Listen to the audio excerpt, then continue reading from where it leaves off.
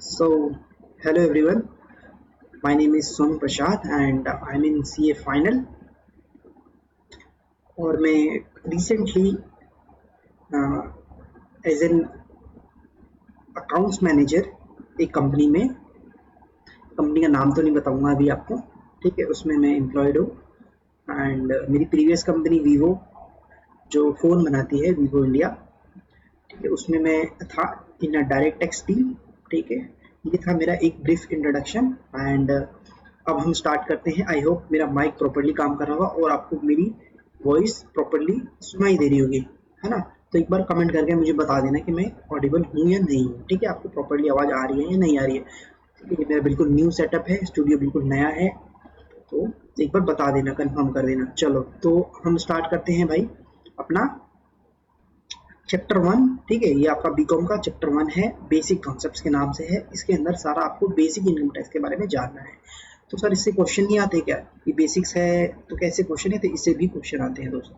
ठीक है, वो अभी मैं आपको प्रैक्टिस कराऊंगा, चीज़ें समझाऊंगा, आपको चीज़ें समझ में आ जाएंगी। ठीक है, चलो स्टार्ट करते हैं। तो 1 सेकेंड। तो ये रहा आपका चैप्टर का नाम है बेसिक। ये आपका चैप्टर 1।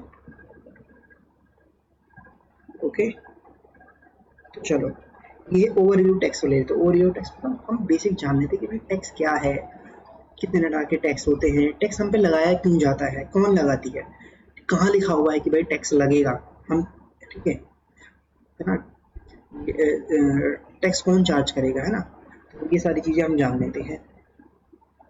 तो टैक्स क्या होता है, इसकी जो डेफिनेशन है, ये tax is a compulsory financial charge होता है इम्पोज बाय द गवर्नमेंट। कौन इम्पोज करता है? गवर्नमेंट इम्पोज करती है। ठीक है सर। और इसको हम फाइनेंशियल चार्ज बोलते हैं। कंपल्सरी फाइनेंशियल चार्ज मतलब कंपल्सरी मतलब आपको देना पड़ेगा। अगर आप कमाओगे पैसे तो आपको पैसा देना पड़ेगा गवर्नमेंट को। ठीक है, तो इसके अंदर दो तरह के टैक्स होते हैं।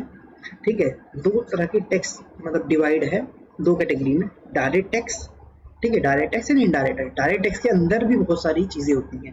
डायरेक्ट टैक्स के अंदर मैंने यहाँ पे एग्जांपल के लिखा हुआ, एक इनकम टैक्स होता है और एक ब्लैक मनी टैक्स होता है, जो दोनों सेपरेट एक्ट हैं। तो इनडायरेक्ट टैक्स में, सर इनडायरेक्ट टैक्स में क्या होता है? इनडायरेक्ट टैक्स में जीएसटी आता है आपका और कस्टम ड्यूटी आता है। ठीक है, इस पे आपको दिमाग पे अपने ऊपर बिल्कुल लोड नहीं लेना है। जितना मैं बता रहा हूँ उतना ही समझना है और एक्स्ट्रा दिमाग नहीं लगाना है।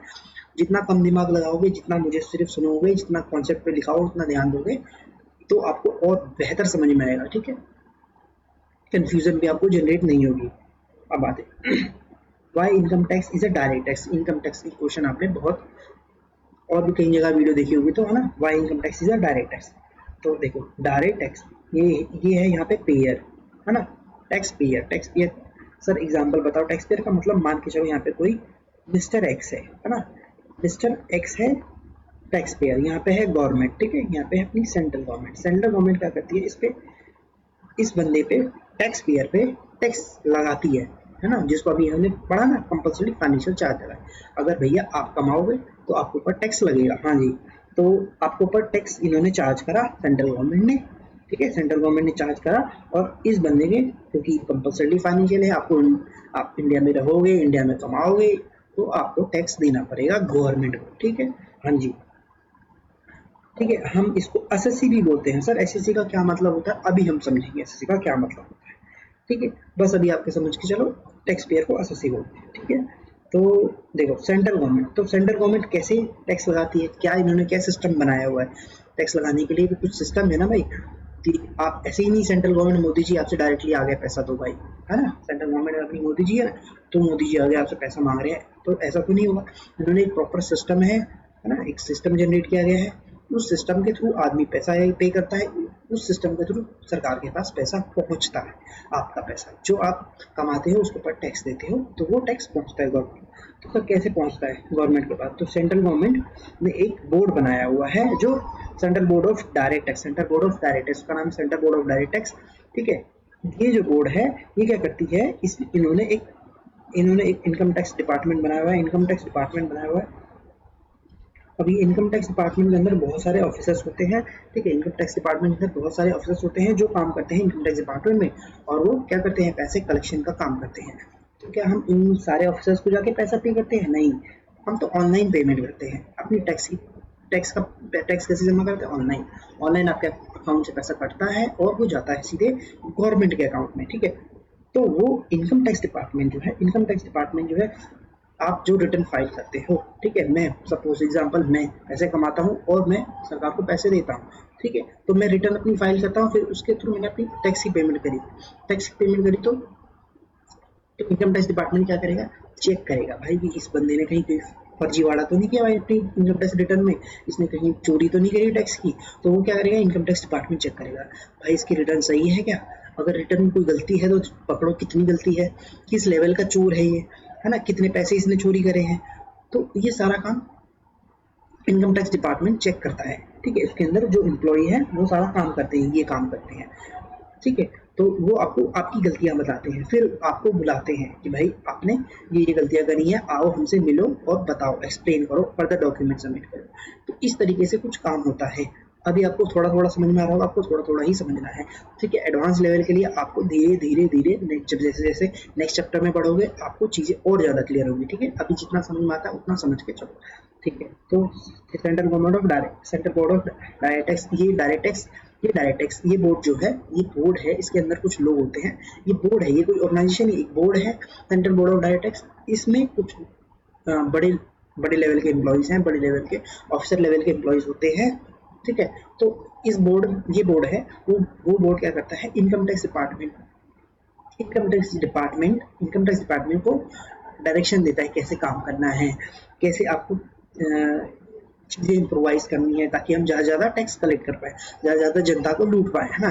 तभी तो लूटेंगे, तभी तो हम, है ना, मौज करेंगे। तो देखो आगे समझते हैं। तो इंडियन कॉन्स्टिट्यूशन, तो सेंट्रल गवर्नमेंट को पावर कहाँ से मिली टैक्स कलेक्ट करने के लिए? भाई सेंट्रल गवर्नमेंट को पावर कहाँ से मिली? मोदी जी को कहाँ से पावर मिलती है भाई? तो इंडियन कॉन्स्टिट्यूशन, यहाँ पे जो भी इंडिया में चीज़ें होती हैं रूल्स एंड रेगुलेशन के थ्रू, वो कहाँ लिखा गया है? वो इंडियन कॉन्स्टिट्यूशन में लिखा गया है कि आप टैक्स कैसे कलेक्ट करोगे, आप, है ना, आप अगर टैक्स की कोई चोरी करता है तो आप क्या करोगे, ठीक है। तो ये सारा का सारा मैं कह रहा था कि भाई पावर कहाँ से आई, सेंट्रल गवर्नमेंट को पावर कहाँ से आई कि भाई आप टैक्स कलेक्ट करो, है ना, भोली जनता से।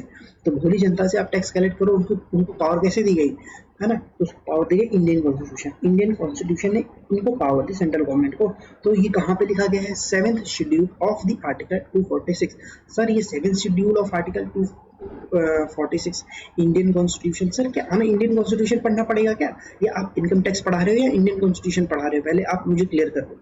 अरे भाई मैं इनकम टैक्स पढ़ा रहा हूँ, बस मैं आपको ये बता रहा हूँ कि ये जो सेंट्रल गवर्नमेंट को पावर मिली है वो कहाँ मिली है। क्या सर मुझे ये याद रखना पड़ेगा क्या? इंडियन कॉन्स्टिट्यूशन भी पढ़ना पड़ेगा क्या? एक तो मुझे इनकम टैक्स नहीं पढ़ा जा रहा, आप इंडियन कॉन्स्टिट्यूशन और पढ़ा रहे हो। जनता यही, जितने टीचर्स है वही पढ़ा रहे।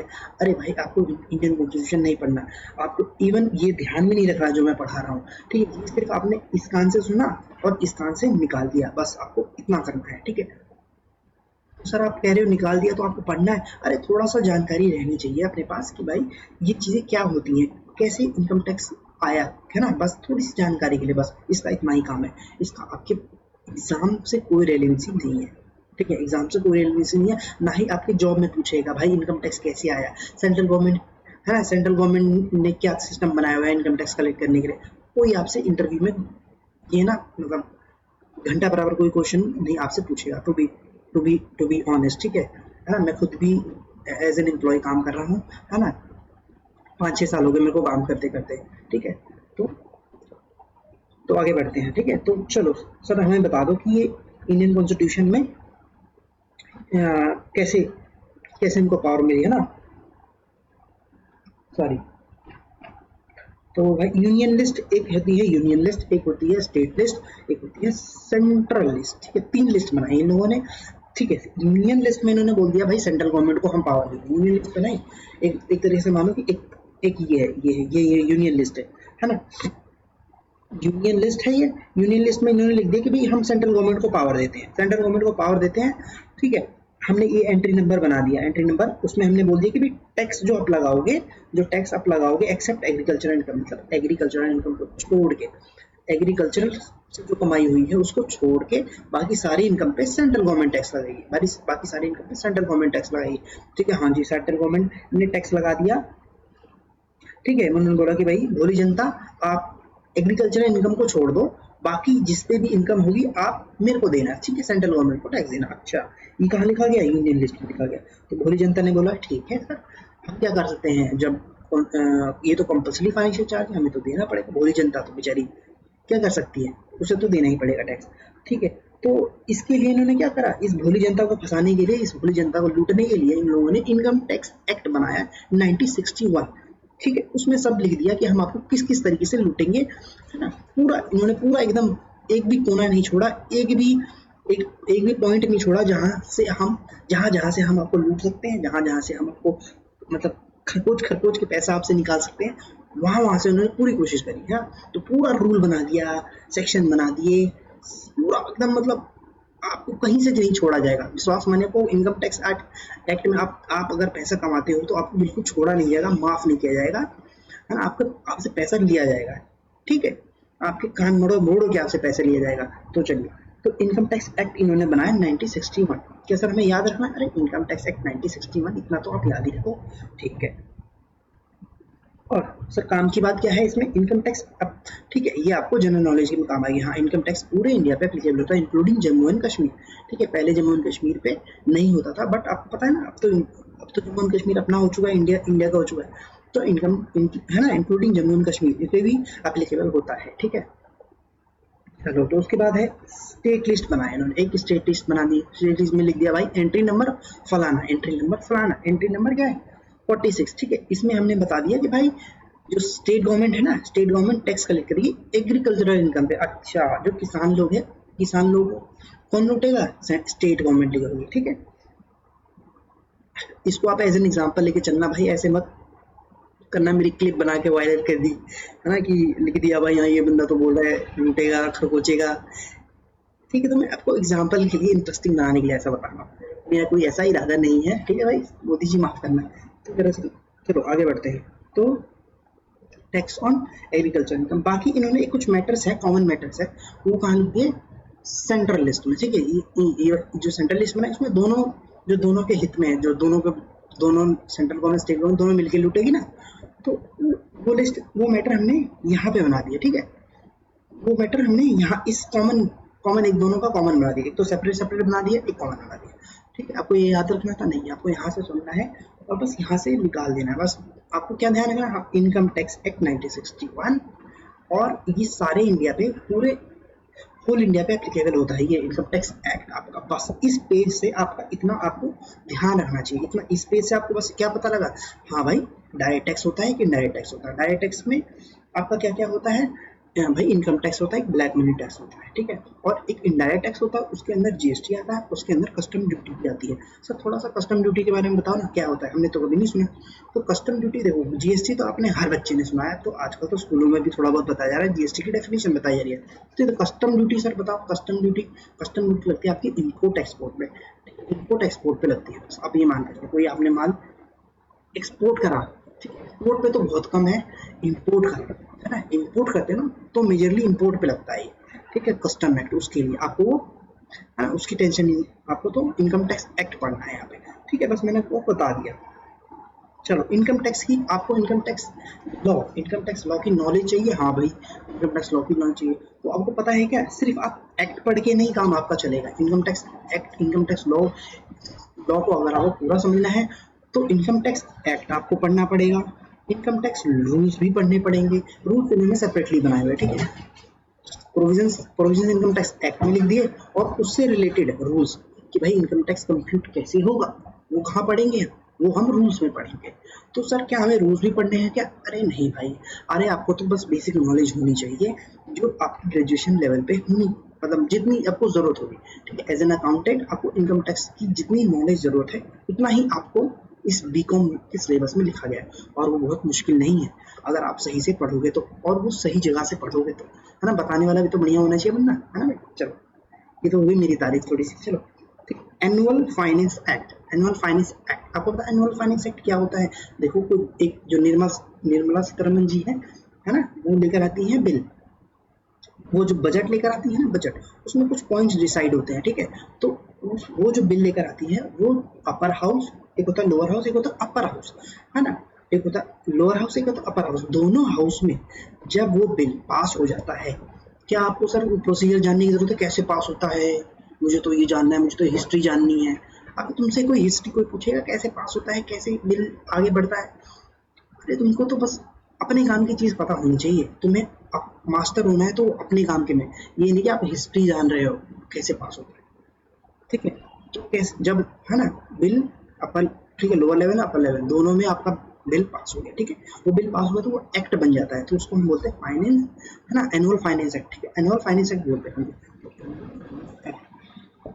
यहाँ पर हर साल आता है वो एनुअल फाइनेंस एक्ट 2022, 2023, 2024। ठीक है, तो आपके ऊपर कौन सा एप्लीकेबल है? 2024। ठीक है, आपको आपके ऊपर कौन सा प्रीवियस ईयर एप्लीकेबल है? Previous year 2024, 2024, 2024। सर ये क्या होता है हमें नहीं पता, अभी बता दूंगा, अभी हम आगे बढ़ेंगे ना तब बताऊंगा और डिटेल में। ठीक है, तो देखिए अगला सर्कुलर, कुछ सर्कुलर भी इशू होते हैं, सीबीडीटी इशू करती है। ये किस लिए इशू करते हैं? ये सीबीडीटी इशू करती है ना, जो बोर्ड है, मैंने पढ़ा ना एक बोर्ड होती है central board of direct tax, जो कि डायरेक्ट टैक्स जो कि डायरेक्ट टैक्स से डील करती है। जो डायरेक्ट टैक्स का जितना भी अमाउंट है वो कलेक्शन कौन करेगा? सीबीडीटी करेगी, है ना।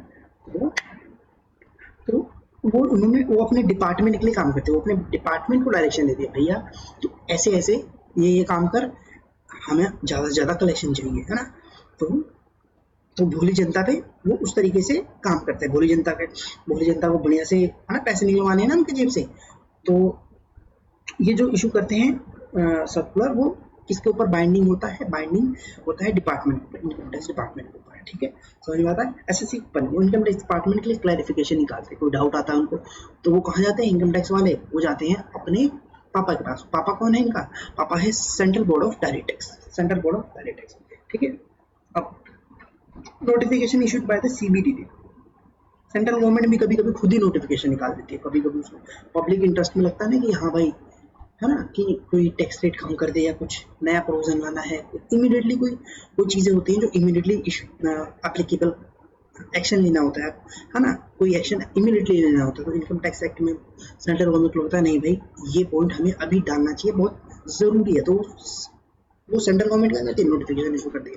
नोटिफिकेशन में वो डेट वेट सब डाल देती है कि भाई वो ये जो सेक्शन हम इंसर्ट कर रहे हैं इस डेट से कर रहे हैं, ठीक है, और इस डेट से एप्लीकेबल हो जाएगा ये सेक्शन, उसमें पूरा डिटेल बताते हैं। तो यानी कि सर करेक्शन बताओ क्या कहना चाहते हो? सेंट्रल गवर्नमेंट भी नोटिफिकेशन इशू करती है तो उसको भी आपको पढ़ना रहता है।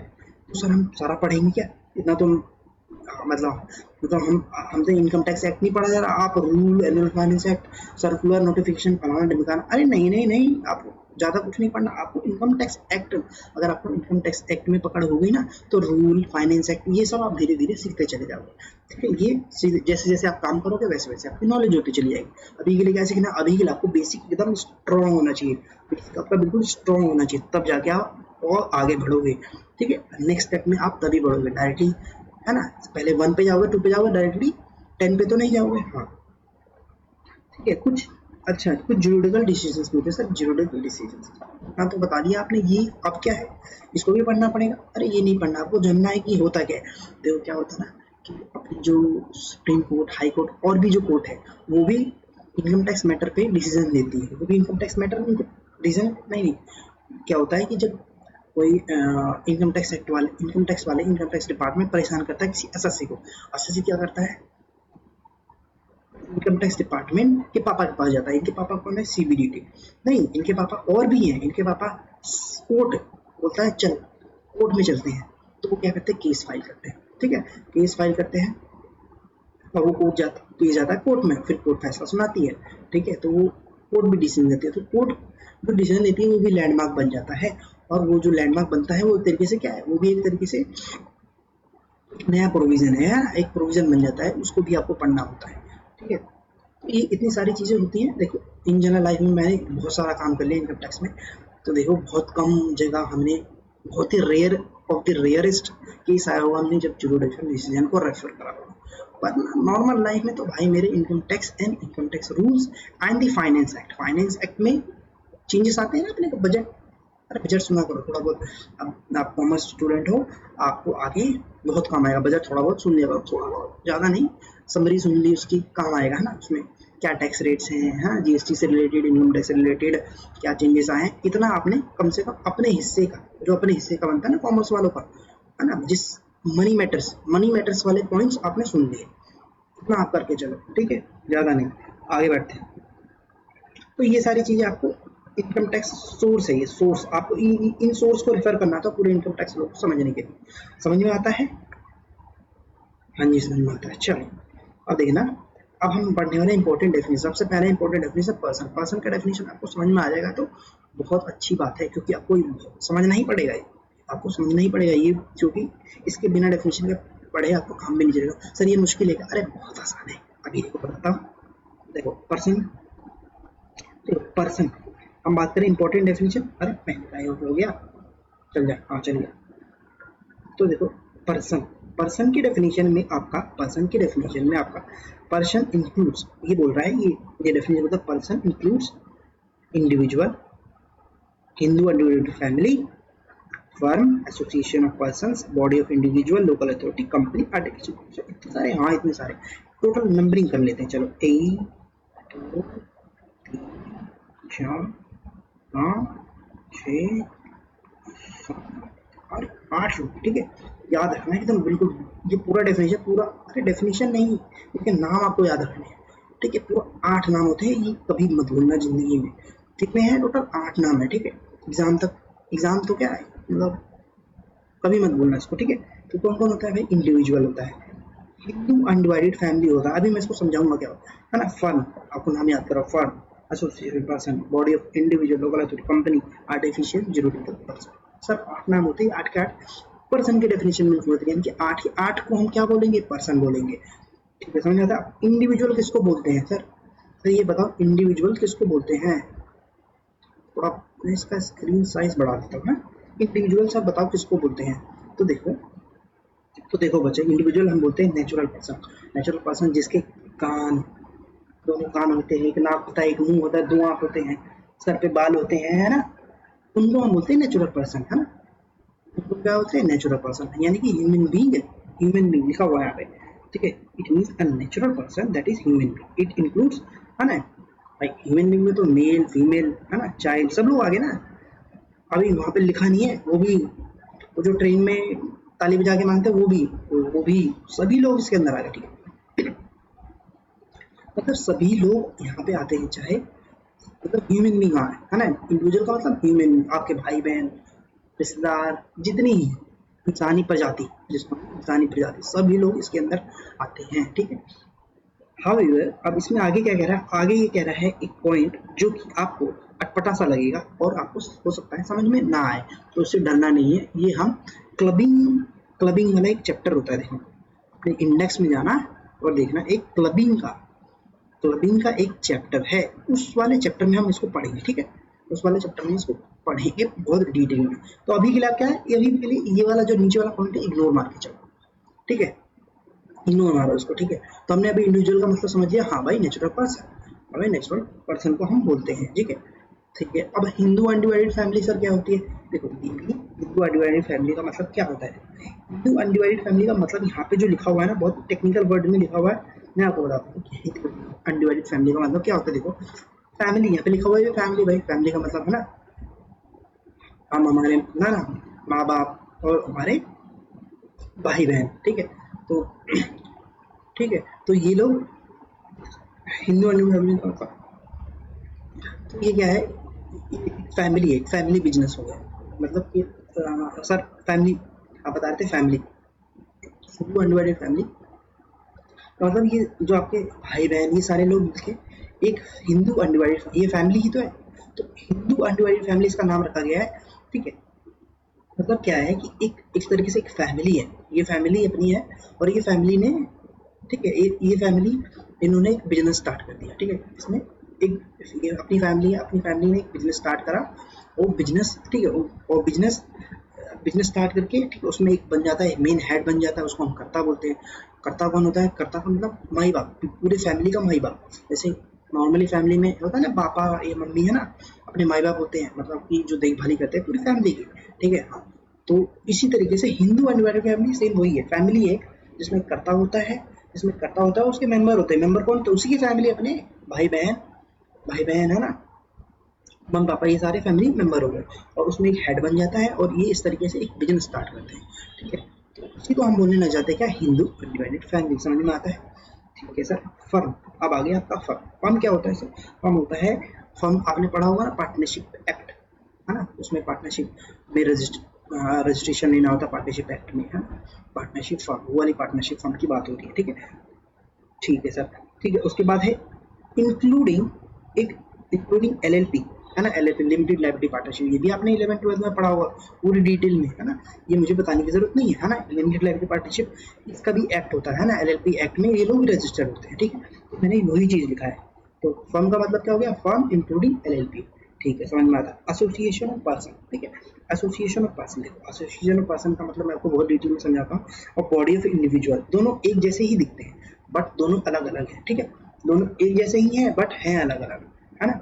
Same same but different different, same same but different different. ठीक है, देखो, एसोसिएशन ऑफ पर्सन, और यहाँ पे लिखा हुआ है body of individual. Association of person means two और मोर पर्संस, ठीक है, वो join for a common purpose with view to, ठीक है, with view to earn income. ठीक है, इनकम के लिए वो क्या करते हैं, ज्वाइन होते हैं आपस में, मतलब ग्रुप बनाते हैं और वो इनकम कमाने के लिए कोई, है ना, यानी कि कोई बिजनेस कर लिया मिलके, या कोई, है ना, कोई काम कर लिया, कोई प्रोजेक्ट स्टार्ट करना है तो भाई दो लोग मिले और उनने ये काम कर लिया। ठीक है, बट देखो आगे क्या लिखा हुआ है, अरे आगे क्या लिखा है, मैं अपने आपको सिंपल भाषा में समझाता हूँ। एसोसिएशन ऑफ पर्सन क्या होता है ना, जैसे कि मानो कि एसोसिएशन ऑफ पर्सन और बॉडी ऑफ इंडिविजुअल, इन दोनों में एक पहले पहले हम डिफरेंस समझते हैं, फिर आपको मीनिंग समझ में आएगा। बॉडी ऑफ इंडिविजुअल, ये कह रहा है बॉडी, बॉडी ऑफ इंडिविजुअल, यहाँ पे शब्द इंडिविजुअल यूज करा है, यहाँ पे पर्सन इंक्लूड है। तो सर आपको, आप देखो, पर्सन की तो हम डेफिनेशन ऑलरेडी पढ़ रहे हैं ना, ये पर्सन वही पर्सन है। पर्सन का मतलब सभी 8 लोग, पर्सन का मतलब सभी 8 लोग, समझ में आता है। पर्सन का मतलब सभी 8 लोग, इंडिविजुअल का मतलब ऊपर वाला सिर्फ इंडिविजुअल। ठीक है, तो बॉडी ऑफ इंडिविजुअल का मतलब हो गया सिर्फ इंडिविजुअल, और एसोसिएशन ऑफ पर्सन का मतलब हुआ सारे 8 के 8 लोग। इसमें ये लोग क्या करते हैं, एसोसिएशन ऑफ पर्सन में सारे 8 के 8 लोग, कोई भी, इसमें से कोई भी हो सकता है, इस जो 8 लोग हैं इनमें से कोई भी मिलके एक एसोसिएशन, मतलब एक ग्रुप बना लिया और उन्होंने कोई प्रोजेक्ट या कोई बिजनेस पे काम कर दिया, समझेगा। और बॉडी ऑफ इंडिविजुअल में इंडिविजुअल, सिर्फ इंडिविजुअल आते हैं, सिर्फ इंडिविजुअल ने ग्रुप बनाया और एक धंधा स्टार्ट कर दिया, एक बिजनेस स्टार्ट कर दिया। ठीक है, ये इन दोनों की एक्चुअली में मीनिंग है, आपको बताओ। ये एसोसिएशन पर्सन, कोई भी 8 लोग हैं, इन लोगों ने ग्रुप बनाया है ना, कोई कंपनी हो सकती है, कोई फर्म हो सकता है, कोई इंडिविजुअल हो सकता है। ठीक है, तो इन्होंने एक ग्रुप बनाया और इन्होंने एक बिजनेस स्टार्ट कर दिया। हाँ, लेकिन बॉडी ऑफ इंडिविजुअल में सिर्फ इंडिविजुअल इंडिविजुअल आते हैं, 3-4 लोग मिले, है ना, 3-4 ह्यूमन बींग्स आए, है ना, और उन्होंने एक बिजनेस अपना डाल दिया और बिजनेस करने लग गए। तो ये हो गया अपना बॉडी ऑफ इंडिविजुअल। इन यहाँ पे क्या है, यहाँ पे कोई भी पार्टनरशिप, इन्होंने कोई कोई भी पार्टनरशिप एक्ट, पार्टनरशिप फर्म की तरह नहीं है ये बिल्कुल भी। ठीक है, सिर्फ अपन ने आया, एक एग्रीमेंट क्रिएट करा, हम बोले कि हाँ भाई 25% तू डाल, 25 मैं डाल दो, 25, 4 दोस्त मिले, चारों ने एक बिजनेस डाल दिया, 25-25%, एक एग्रीमेंट क्रिएट कर दिया। यहाँ पे क्या है, पार्टनरशिप फर्म नहीं है ये। पार्टनरशिप फर्म अगर इन्होंने पार्टनरशिप में रजिस्ट्रेशन लिया हो तो ये पार्टनरशिप फर्म बन जाते हैं, लेकिन ये ना कोई रजिस्ट्रेशन लेते, बस सिंपल ही आया, 4 दोस्त बिजनेस डाला, खत्म, स्टार्ट कर दिया। एसोसिएशन पर्सन में ये भी सेम, एसोसिएशन पर्सन भी, ये भी क्या, इसमें पर्सन में से 8 में से कोई, बस फर्क इतना है, इसमें तो कोई कंपनी हो सकती है, कोई फर्म भी हो सकती है। ठीक है, कोई इंडिविजुअल भी हो सकता है, लेकिन इंडिविजुअल में सिर्फ इंडिविजुअल ही रहेगा, बॉडी ऑफ इंडिविजुअल सिर्फ इंडिविजुअल है। और एसोसिएशन पर्सन में पर्सन कोई भी हो सकता है, 8 लोगों में से कोई भी अपना ग्रुप बनाया है और प्रोजेक्ट स्टार्ट कर दिया। ठीक है, ये आपको समझ में आता है। ठीक है, तो देखो, बॉडी ऑफ इंडिविजुअल हो गया, ये हो गया। लोकल अथॉरिटी, लोकल अथॉरिटी यार अपनी पंचायत म्यूनसिपल की, वही बस वो पढ़ना है भाई, ठीक, बस पढ़ रीड मार के चल दिया, रीड मार के छोड़ते। ठीक है, अपनी कंपनी होगी, कंपनी तो आपको बताइए, ठीक है, फॉरेन कंपनी है ना, डोमेस्टिक कंपनी, फॉरेन कंपनी। ठीक है, artificial juridical person, artificial juridical person sir ये कौन होते हैं, artificial juridical person which are not natural person. ठीक है, नेचुरल नहीं है, ठीक है, जिसके पास हमारी तरह आँख कान नाक नहीं है ना, हमारी तरह आँख कान नाक नहीं है, वो artificial juridical person. Sir company भी तो है, कंपनी की भी तो आँख नाक कान नहीं होते, वो भी तो आर्टिफिशियल पर्सन है। हाँ, बिल्कुल सही बोला आपने, बिल्कुल सही पकड़ा आपने। ठीक है, और लोकल अथॉरिटी सर, इसके भी आँख नाक कान नहीं होते, ये तो एक, है ना, एक ऑर्गेनाइजेशन है, एक एक बॉडी। हाँ बिल्कुल सही पकड़ा आपने, ठीक है सर। तो देखो आर्टिफिशियल जुडिशियल पर्सन में क्या, वन सर,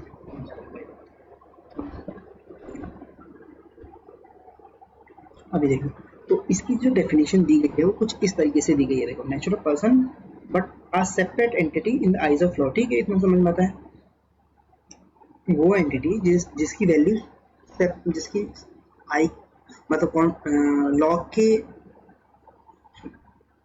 की आंखों में सेपरेट एक एंटिटी, क्या बोलते हैं उसको यार, सेपरेट, अरे सेपरेट वैल्यू है, सेपरेट आइडेंटिटी है ना, राइट, सेपरेट आइडेंटिटी है, ठीक है। तो सेपरेट आइडेंटिटी है लॉ के आइडेंटिटी, उसको हम बोलते हैं आर्टिफिशियल जुडिशियल पर्सन। बट उसके आगे देखो क्या, दो may not be should directly in the court but they can B should direct through the person. अरे मैं आपको भी तो देखो एक काम करना, अगर आप मेरे से पढ़ रहे हो तो इसकी ना एक आप अलग से पीडीएफ रखना है, अलग से पीडीएफ रखोगे, इसके सामने टेबल पे पीडीएफ रखना, और जहाँ जहाँ मैं बोल रहा हूँ वहाँ वर्ड वर्ड फोकस करना, for better understanding, for the better experience, है ना, of my teaching, so you can get, है ना। तो बेटर एक्सपीरियंस के लिए आपको क्या है, पीडीएफ, आपको ये पीडीएफ आपको अपने सामने रखनी पड़ेगी। तो ये पीडीएफ मैं अपलोड कर दूंगा, डोंट वरी, मैं ये पीडीएफ आपको अपलोड कर दूंगा, ठीक है। तो देखो, तो मैं क्या कर रहा था, दो दे मे नॉट भी शूट डायरेक्टली, है ना, तो डायरेक्टली शूट नहीं कर सकते, बट उन पे केस क्या जाता है, इनडायरेक्टली करे, उनके लोगों पे करे, है ना, सूट, ठीक है, to the person managing bank, they can be sued through the person managing, जो उनको मैनेज कर रहा है उनके थ्रू हम उन पे केस कर सकते हैं, ठीक है। तो एग्जाम्पल से चार्ट पढ़ने से पहले आप एक पॉइंट को समझो पहले। इफ देखो ये वाला पॉइंट है ना, एग्जाम्पल का है, इस पॉइंट को छोड़ो और तुम आ जाओ यहाँ पे, यहाँ से लेके यहाँ तक, जहाँ मार्क करो वहाँ फोकस करो, ठीक है। इसको समझो पहले, फिर एग्जाम्पल पाएंगे। तो ये क्या कहता है, similarly if all artificial judicial person with a juristic personality will also fall under this category if they do not fall any of the preceding category। preceding category मतलब ऊपर वाली कैटेगरी में जो हमने 7 लोग पढ़े ना, ये तो 8वां नंबर है, जो अपने 7 लोग पढ़े ना, अगर उसमें वो कवर है, आगे क्या कहता है कि अगर वो उसमें कवर है, will fall under this category, इस कैटेगरी में तभी फॉल करेगा if they do not fall within any of the preceding category, है ना, any of the preceding category, मतलब पिछले वाले कैटेगरी में फॉल नहीं करता है वो, पिछले वाले कैटेगरी में अगर आप फॉल नहीं करते हो तभी आप इस कैटेगरी में फॉल करोगे। यानी कि सर आर्टिफिशियल जुडिशियल पर्सन तो कंपनी भी होता है, लोकल अथॉरिटी भी होता है, यानी कि वो तो ऑलरेडी पिछली कैटेगरी में आ गए, है ना, 7वें 6वें नंबर पे आ गए, तो 8वें नंबर पे वो आप नहीं आओगे, है ना। जो अगर आप ऑलरेडी आ चुके हो ऊपर में तो इसमें नहीं आओगे आर्टिफिशियल जुडिशियल पर्सन, इसमें वही आएगा जो बचा कुछ है, जो बचा कुछ आर्टिफिशियल जुडिशियल पर्सन है उसमें आएगा, रिमेनिंग, ठीक है। अब एग्जाम्पल समझते हैं सर, आर्टिफिशियल जुडिशियल पर्सन के एग्जाम्पल, कोर्ट, कोई ट्रस्ट हो गया, हाँ देखो, टेम्पल हो गया, यूनिवर्सिटी हो गया, कोर्ट हो गया, यहाँ पे लिखा हुआ है ना ऐसे में, ट्रस्ट भी इनकम टैक्स एक्ट में रजिस्टर होता है, तो उसको भी हम क्या बोलते हैं, आर्टिफिशियल जुडिशियल पर्सन बोलते हैं। इतना समझ में आता है आपको, हाँ बताते चलना, समझ में आ रहा है तो, और नहीं समझ में आ रहा है तो वो भी बता देना। अब देखो इसके एग्जाम्पल सर, ये एग्जाम्पल अगर आपने बता दिया तो इसका मतलब आपको पर्सन की डेफिनेशन बहुत अच्छे से समझ में आ गई, ठीक है। अब देखो क्या है, determine the status of the following, मतलब आपको बताना है ना, ये पर्सन में कौन सी कैटेगरी वाला है ना, कंपनी है, फर्म है, इंडिविजुअल है, फर्म है, तो ये मैं क्या करूँ, ये मैं आपको कराऊंगा नहीं, चलो एक दो करा देता हूँ यार। कोलकाता यूनिवर्सिटी, क्या यूनिवर्सिटी बताओ कहाँ है ये, अरे यूनिवर्सिटी अभी बताया था, है ना। तो problem solution private limited private ना कंपनी है, समझिए कंपनी है तो कंपनी में आएगी। कोटक बैंक, ठीक है, ये भी कंपनी है, ठीक है। लास्ट वर्ग है तो म्यूनसिपल कॉर्पोरेशन ऑफ इंडिया, ठीक है, लोकल अथॉरिटी। देखो बाकी की आप खुद से करना है, ठीक है, बाकी मैंने आपको 2-4 करवा दिए, इसके आंसर भी मैंने नीचे लिखे हुए हैं, आपको खुद से एक बार करना है और बताना है आपको समझ में कितना आया, ठीक है, बहुत बेसिक है इसलिए मैंने करवाया। अब बात करते हैं, अगर आप पहली बार सुन रहे हो तो आपको बहुत मजा आ रहा है, पहले और सुना हुआ है तो आपको और क्लैरिटी मिलेगी यहाँ पे मेरी वीडियो में। चलो मैं बताता हूँ, असेसमेंट या प्रीवियस ईयर, तो पहले हम कौन सा सीखे? पहले हम सीखते हैं प्रीवियस ईयर, ठीक है, प्रीवियस ईयर पहले हम सीखते हैं। तो प्रीवियस ईयर हम बोलते हैं उस ईयर को जिसमें आपने पैसा कमाया, ठीक है। जैसे कि मैं पैसा कमा रहा हूँ कौन से प्रीवियस ईयर में, मेरे लिए प्रीवियस ईयर अभी अभी ये जो पिछला वाला जो साल था मेरा, पिछला वाला साल मतलब सर लिख के बताओ सर, थोड़ा ज़्यादा बेटर अंडरस्टैंडिंग है। 2024 2025 अपना एग्जाम्पल ले लूँगा मैं, किसी और का एग्जाम्पल लेता हूँ। जैसे मान लो मिस्टर ए है, ठीक, ये मिस्टर ए है, इन्होंने कमाया 2024-25 में कुछ पैसा। फाइनेंशियल ईयर आपने सुना है? फाइनेंशियल ईयर, अरे सॉरी क्या बात कर रहा हूँ मैं, कॉमर्स वाले स्टूडेंट है। फाइनेंशियल तो हम पैदा होते ही समझ जाते हैं। तो 1 अप्रैल से लेकर 31 मार्च तक होता है। वही चीज़ है इनकम टैक्स एक्ट में। फाइनेंशियल ईयर को इनकम टैक्स एक्ट में क्या बोलते हैं? प्रीवियस ईयर बोलते हैं। समझ में आता है? ठीक है, इनकम टैक्स एक्ट में उसका नाम बदल के क्या रख दिया? Previous year. ठीक है दोनों एक दूसरे, ये दोनों क्या है? भाई बहन है ना, एक ही चीज़ है, ठीक है। तो प्रीवियस है उसको बोलते हैं। तो कितना आपने कमाया प्रीवियस 2024-25 में? सर क्या 25-26 को हम प्रीवियस नहीं बोल सकते? हाँ जी, इसको भी बोल सकते हैं। क्या 26-27 को प्रीवियस नहीं बोलते? हाँ जी, इसको भी बोल सकते हैं। क्या सर 23-24 को हम प्रीवियस नहीं बोलते? हाँ, इसको भी बोल सकते हैं। मतलब क्या हुआ कि आपने जिस ईयर में कोई पैसा कमाया है ना, 1 रुपये का ढेला भी कमाया, उस ईयर को जिसमें आप पैसा अर्न करते हैं उसको हम प्रीवियस ईयर बोलते हैं। ठीक है, एग्जाम्पल के लिए मैंने यहाँ पे लिया हुआ है कि 24-25 एग्जाम्पल मान के जाते हैं। 24-25 में मैंने पैसा कमाया, मिस्टर ए ने पैसा कमाया, सॉरी है ना, मिस्टर ए ने पैसा कमाया। ठीक है, तो ये इनकम अर्निंग ईयर, इसको इसलिए बोल देते हैं इनकम अर्निंग ईयर्स। चलो भैया आपने 24-25 में पैसा कमाया, ठीक है, ठीक है। इसको प्रीवियस ईयर असेसमेंट ईयर का जस्ट प्रीवियस ईयर बोलते हैं। असेसमेंट ईयर का preceding previous year is just preceding assessment year. अच्छा देखो, प्रीसीडिंग ईयर, ये प्रीसीडिंग वर्ड है ना, आपको पूरे इनकम टैक्स में हर जगह मिलेगा प्रीसीडिंग। ये कभी आपका साथ नहीं छोड़ेगा। प्रीसीडिंग का मतलब क्या है? जस्ट पिछला वाला, ठीक है, जस्ट पिछला वाला साल उसको प्रीसीडिंग बोलेंगे, प्रीसीडिंग ईयर बोलेंगे। असेसमेंट ईयर का जस्ट पिछले वाले साल को अपन क्या बोलते हैं? प्रीवियस ईयर बोलते हैं। ठीक है, ये पॉइंट क्लियर हो गया। और ये 12 मंथ का होता है, देखो जैसे फाइनेंशियल ईयर अपना होता है।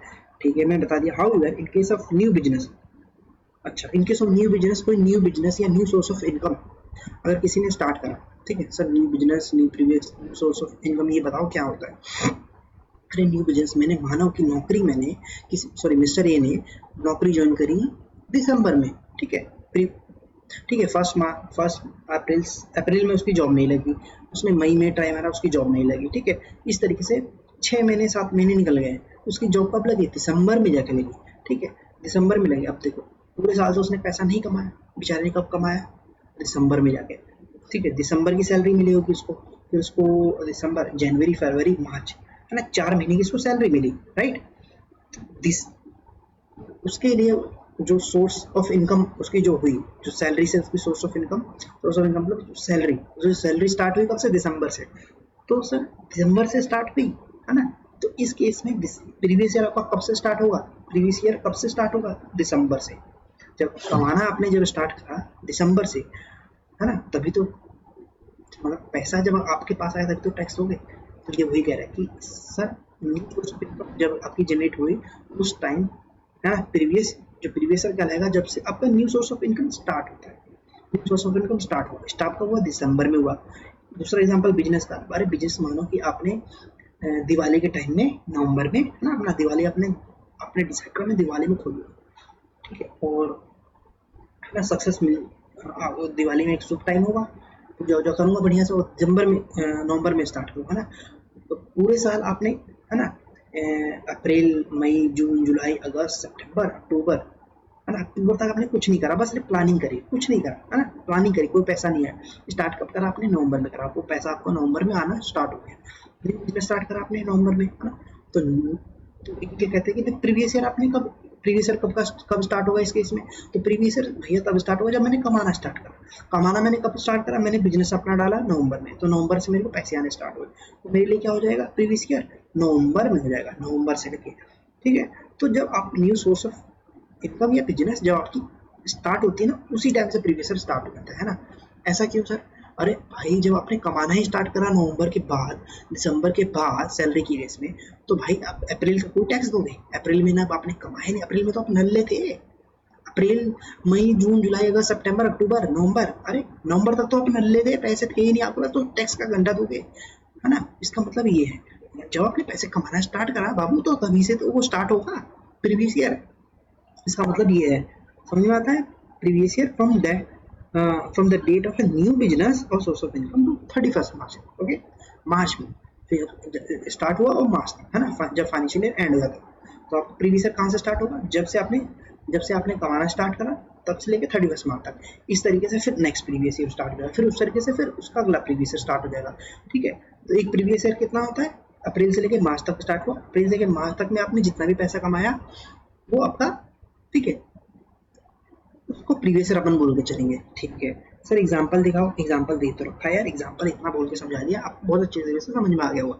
ठीक है, तो इनकम अर्निंग ईयर, ठीक है, एंड रेलिवेंट उसका देखो। इनकम अर्निंग ईयर अगर आप कह रहे हो, ठीक है, रेलिवेंट शब्द लिखा हुआ है हर जगह पे, लिखा हुआ है। अगर रेलिवेंट क्वेश्चन में भी लिखा हुआ है रेलिवेंट प्रीवियस ईयर या रेलिवेंट असेसमेंट है। देखो रेलिवेंट का मतलब क्या है? जिस ईयर के लिए आप कैलकुलेशन करना चाहते हो। रेलिवेंट का क्या मतलब इंटरप्रिटेशन होती है रेलिवेंट की?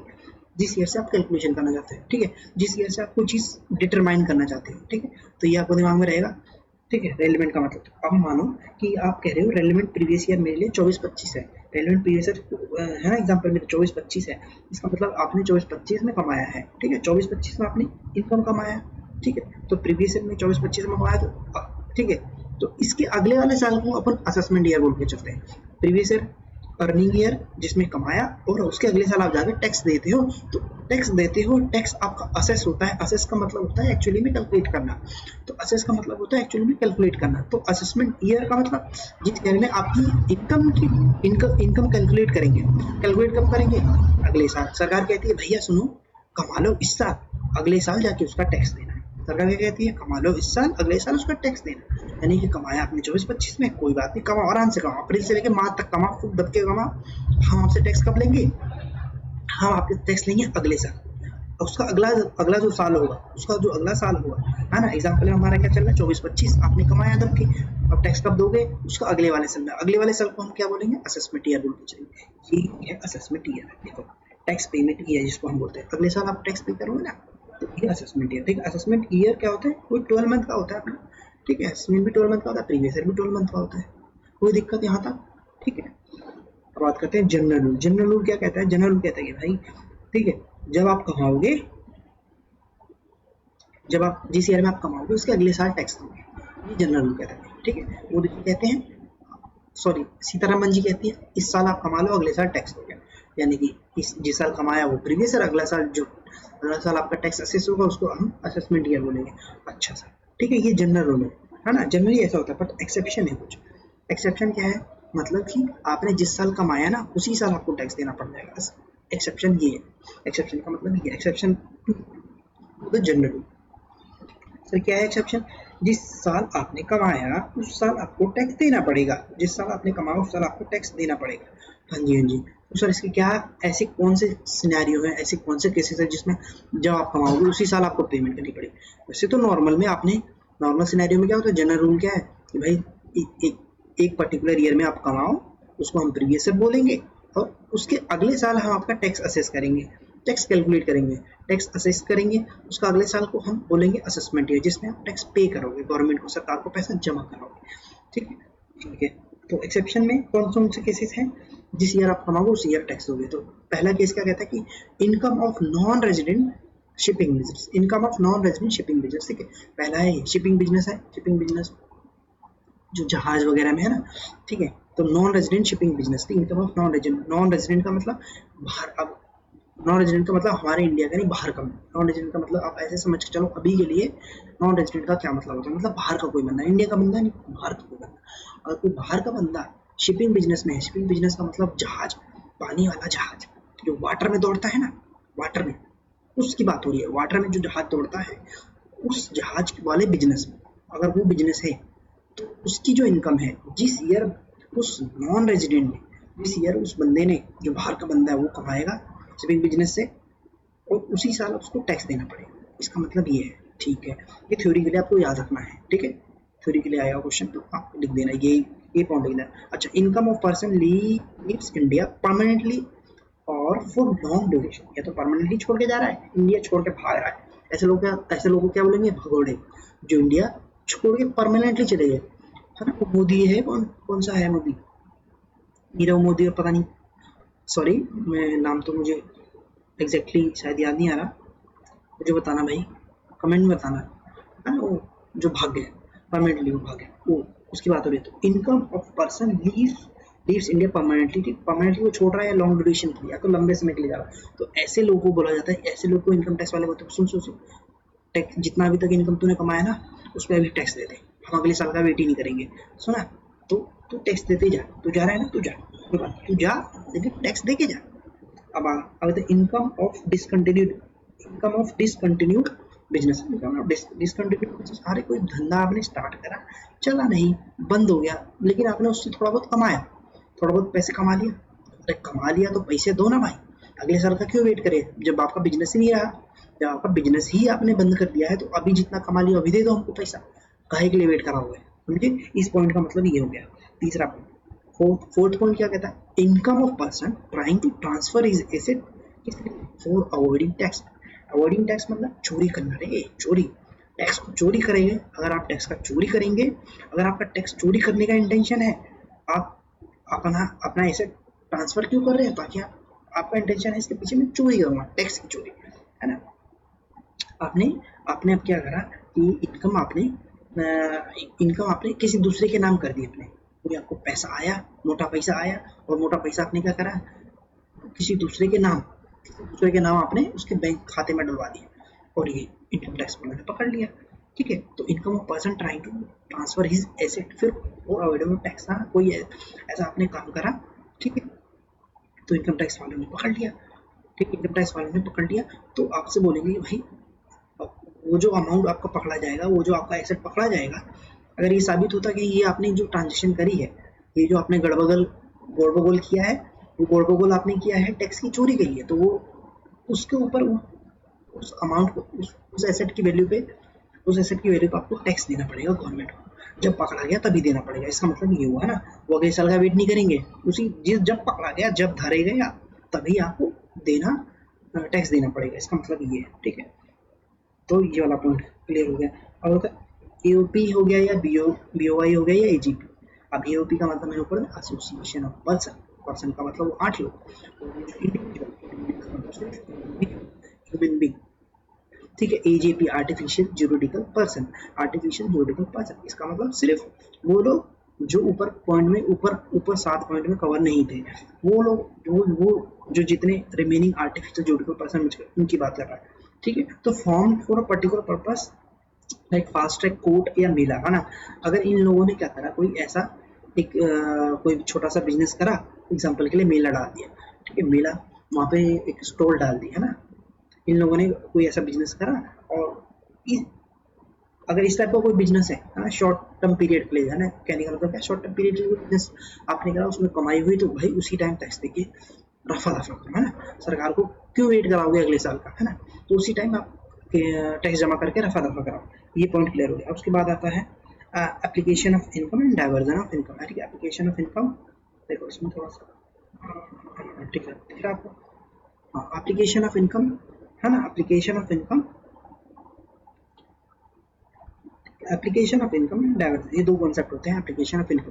देखो एप्लीकेशन ऑफ इनकम का क्या मतलब होता है, तो income transferred by SSC on own will, ठीक है, own will without any obligation, मतलब मैंने अपनी इच्छा से कोई अमाउंट ट्रांसफर करा, ठीक है। मैंने क्या करा, अपनी इच्छा से, खुद ही अपनी मर्जी से क्या करा, ट्रांसफर कर दिया अमाउंट, ठीक है। मेरे पास कोई ऑब्लिगेशन नहीं है, मेरे पे कोई ऐसी कोई मारामारी नहीं है, मेरे पे कोई किसी ने ऐसे ऑब्लिगेशन क्रिएट नहीं करी जिससे मेरे को पे करनी हो, मैं अपनी मर्जी से, अपनी मर्जी कमाने को मैंने ट्रांसफर करा कोई अमाउंट, है ना। मैं अपनी इनकम का कोई पोर्शन, मैंने फॉर एग्जाम्पल मिस्टर ए ने 1 लाख रुपए कमाए, उसमें 27,000 रुपए किसी को दे दिया, उसने अपनी मर्जी से किसी को भी दे दिए, वो चाहे ट्रस्ट में दे दिए, चाहे उसने नाली में बहा दिए, चाहे उसने, है ना, चाहे उसकी किसी ने किसी फ्रेंड को दे दिया, ठीक किस है ना, कुछ भी किया उसने अपनी मर्जी से किसको ट्रांसफर कर दिया, तो वो क्या होता है, वो टैक्सेबल होगा। आपने 1 लाख कमाया, अपनी मर्जी से आपने किसी को दूसरे को दिया, तो इसका मतलब ये नहीं कि आपकी इनकम कम करेगी। आपने 1 लाख कमाया है ना, 1 लाख रुपए कमाया और 10,000 किसी और को दे दिया, इसका मतलब ये नहीं कि आपको 90,000 रुपये टैक्स देना है, आपको 1 लाख पे ही टैक्स देना है। इसका मतलब ये है। तो ये कहलाता है क्या, अगर आप ट्रांसफर करते हो अपनी इनकम, क्या ट्रांसफर करते हो, इनकम, इनकम अगर आप ट्रांसफर करते हो अपनी अपनी खुद की will say without any obligation, then ठीक है, it is known as the application of income and that income is fully taxable in the hands of SSC. Clear, यही मैंने एग्जांपल में लिखा हुआ है, एग्जांपल आप पढ़ते चलोगे। ठीक है, अब है डाइवर्जन ऑफ इनकम। ठीक है, ये भी आप खुद से पढ़ना, मैंने आपको बिल्कुल डेप्थ में बता रहा है, इससे ज़्यादा कुछ है नहीं, इतना सा पॉइंट था, जितना ज़रूरत था मैंने आपको बताया। ठीक है, डाइवर्जन ऑफ इनकम। ठीक है, डाइवर्जन ऑफ इनकम क्या कहता है कि इनकम ट्रांसफर्ड बाय एसएससी, ठीक है, income transferred by SSC under obligation created by deed और लॉ। ठीक है, क्या कहता है कि इनकम, जैसे मिस्टर ए ने इनकम कमाई 1 लाख रुपए की, पिछला वाला एग्जाम्पल लेके जाते हैं, ठीक, कमाई और किसी ऑब्लिगेशन, उसके ऊपर एक ऑब्लिगेशन थी, उसके ऊपर क्या ऑब्लिगेशन थी, जो कि लॉ के द्वारा आई थी। ऑब्लिगेशन क्यों आई थी, लॉ के कारण आई थी, क्योंकि लॉ में ऐसा लिखा हुआ था, कोई पॉइंट था कि उसको बेचारे को अपनी इनकम का कुछ पोर्शन ट्रांसफर करना पड़ता था। ठीक है, और कोई या फिर लॉ या डीड, दो चीजें। डीड का मतलब समझो पार्टनरशिप डीड। ठीक है, नीचे वाला एग्जांपल, इस नीचे वाला एग्जांपल सबको समझ में आया। ठीक है, यहाँ पे 3 पार्टनर है। ठीक है, 3 पार्टनर है, अपने 3 पार्टनर है। KFC इसका नाम है, फर्म का नाम है KFC। ठीक है, KFC है, 3 पार्टनर है KFC। ठीक है, अब इन्होंने लिख दिया अपने पार्टनरशिप फर्म के उसमें डीड में, भाई इन केस ऑफ सी, ठीक है, इन्होंने सी के लिए एक प्रोविजन डाला कि सी बहुत मेहनती था, ऐसा मान के चलो सी बहुत मेहनती था। फिर इन्होंने एक पार्टनरशिप डीड में ऐसा पॉइंट एक क्रिएट करा, पार्टनरशिप डीड, जो पार्टनरशिप डीड जो कि रजिस्ट्रेशन होते समय डीड बनती है ना, उसमें इन्होंने क्या लिख दिया, उन्होंने लिख दिया भाई अगर सी जो लुढ़क जाता है, क्योंकि सी भाई बहुत मेहनती है, हमें पता है बहुत, इसके भरोसे ही फर्म चलेगी। सी अगर लुढ़क जाता है तो 20% उसकी कमाई, फर्म की कमाई का 20% हम, फर्म की कमाई का 20% हम क्या करेंगे, हम पे कर देंगे सी की वाइफ को, पे कर देंगे, पे टू वाइफ। ठीक है, जिस ईयर में हम कमाएंगे ना, उसमें अगर सी किसी कारण मर जाता है तो हम पूरी फर्म का 20% उसकी वाइफ को दे देंगे। ठीक है, तो सी बोलता है यार थैंक यू, बहुत अच्छी बात है, तुमने इस पॉइंट पे तुम लोग एग्री हुए हो। ठीक है, क्योंकि मेहनत तो मैं करूँगा, तो है ना, तो मेरे जाने के बाद मेरी बीवी का ख्याल आता है, मतलब मेरी बीवी को पैसे दे देना है, फर्म जितना भी कमाएगी। तो बोले ठीक है, हम ख्याल भी रख लेंगे। दोनों तो बोला, और के और एफ बोल रहे हैं हम ख्याल भी रख लेंगे, तू टेंशन मत ले, तू मर जाना। ठीक है, तो हम पॉइंट में थे, देखो पॉइंट में क्या थे कि भाई 20% of the profit shall be paid to wife. ठीक है, अब देखो ये हमने कहाँ लिखा हुआ है, ये इनके डीड में लिखा हुआ, पार्टनरशिप डीड में। ठीक है, तो हमने क्या बोला, डीड, ये रहा डीड वाला एग्जाम्पल। हाँ ठीक है, डीड में अगर ऐसा लिख दिया जाता है तो ये क्या है, जब प्रॉफिट फर्म ने अर्न किया 10 लाख रुपए अर्न किया इन्होंने। ठीक है, करंट ईयर में इन्होंने 10 लाख अर्न किया, और 10 लाख का 20% इन्होंने 10 लाख का 20% यानी कि 2 लाख रुपए इन्होंने वाइफ को दे दिए, है ना, क्योंकि सी मर गया बेचारा, सी मर गया।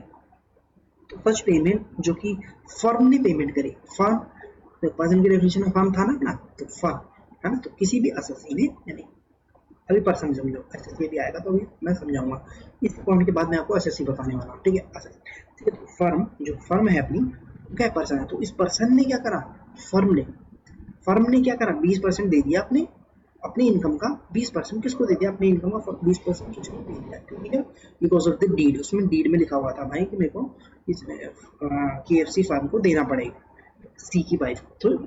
तो इसको आप क्या बोल के चलोगे, इसको हम बोलेंगे डाइवर्जन ऑफ इनकम। ठीक है, इसको हम क्या बोलेंगे, डाइवर्जन ऑफ इनकम। ठीक है, डाइवर्जन ऑफ इनकम बोल के चलेंगे। ठीक है, ये एग्जांपल है, आपको ये बिल्कुल अच्छे तरीके से समझ में आ गया होगा, दिमाग में फिट हो गया होगा।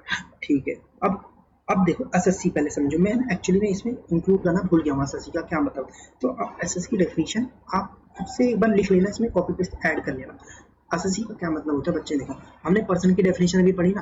देखो पर्सन की डेफिनेशन में कितने लोग थे, अपन 8 लोग थे, 8 लोग थे। ठीक है, 8 लोग थे, वो 8 के 8 एसएससी तब बनेंगे, समझना, वो 8 के 8 लोग, हमारे पास टोटल कितने पर्सन की डेफिनेशन में कितने लोग हैं, 8 लोग। ये 8 लोग एसएससी तब बनेंगे, ध्यान देना, एसएससी तब बनेंगे जब वो उनके ऊपर टैक्स की लायबिलिटी आएगी। एसएससी कब बनेंगे, जब वो कमाएंगे पैसा, जब पैसा कमाएंगे तो सरकार को उसमें से कुछ हिस्सा देंगे, है ना। तब एसएससी कब बनोगे? एसएससी आप कब बनोगे? जब आप पैसा कमाओगे। पॉइंट का मतलब समझना, आप एसएससी तभी बनोगे जब आप पैसे कमाओगे। अगर आप नल्ले हो तो आप एसएससी नहीं हो, समझना। अगर आप नल्ले हो तो आप एसएससी नहीं हो, इसका मतलब ये है।